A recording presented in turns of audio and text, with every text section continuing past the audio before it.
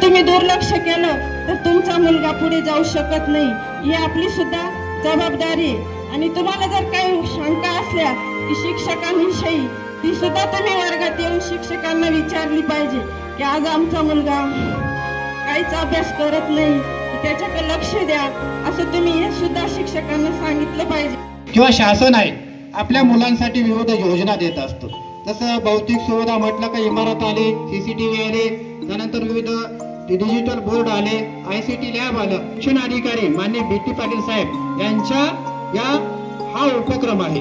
आणि ज्यांनी जेव्हा दिल्लीच्या ठिकाणी त्यांनी भेट दिली, त्या भेटीमध्ये त्यांना हे उपक्रम आढळले आणि अतिशय उत्साहीपणे त्या जातात। त्याच पद्धतीने आपण सर्व संध्याकाळी बघा, मी पालकांना पण आवाहन करत असतो, मला बऱ्याच पालकांचे फोन पण येतात, सर आम्ही आज संध्याकाळी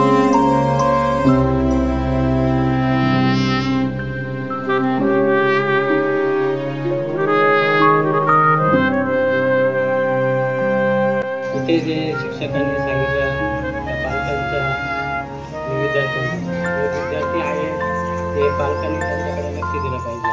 अशा शिक्षकांनी तुम्हाला सांगितलं, हे पालक आपले कामाला जातात।